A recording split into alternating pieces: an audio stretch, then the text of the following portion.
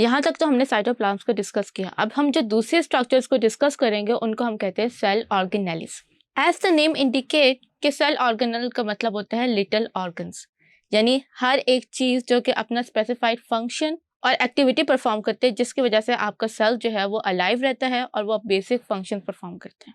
उनमें सबसे पहले जो हम बात करेंगे वो करेंगे साइटोप्लाज्मिक इंक्लूजन की। साइटोप्लाज्मिक इंक्लूजन कोई सेल मेम्ब्रेन बाउंडेड ऑर्गेनेली नहीं होते, बल्कि ये कंडेंस फॉर्म होती है बायोमोलिक्यूल्स की। फॉर एग्जांपल, आपके सेल में लिपिड्स आए, वो लिपिड जो होंगे वो कंडेंस हो जाएंगे और एक ग्रेन्यूल बना देंगे जिसको हम साइटोप्लाज्मिक इंक्लूजन कहेंगे।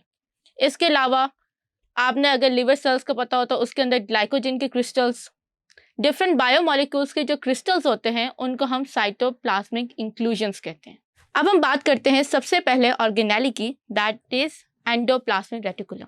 एंडोप्लाज्मिक रेटिकुलम बेसिकली ये सिस्टर्निस होते हैं जो कि एक्सटेंड होते हैं न्यूक्लियर मेम्ब्रेन से लेकर प्लाज्मा मेम्ब्रेन तक, और ये बेसिकली वो असेंबली लाइंस होती हैं जो कि प्रोटीन और डिफरेंट बायोमोलिक्यूल्स की सिंथेसिस में इन्वॉल्व होती हैं।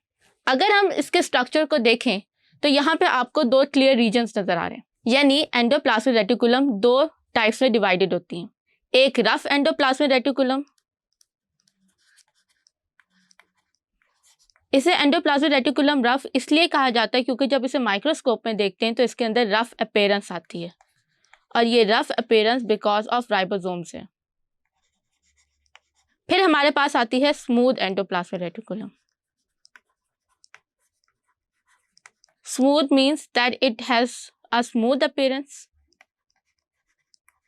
प्लस इसके ऊपर कोई राइबोसोम अटैच नहीं होता।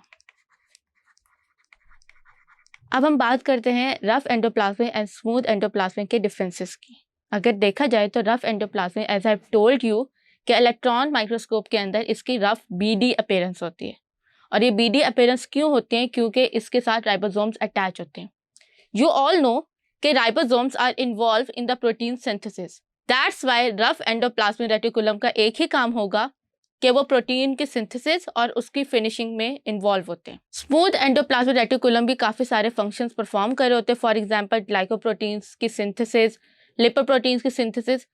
इसके अलावा स्मूथ एंडोप्लाज्मिक रेटिकुलम जो है वो कैल्शियम आयन की स्टोरेज का काम भी करते हैं।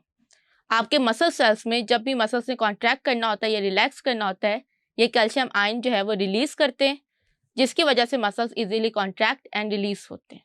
Thank you.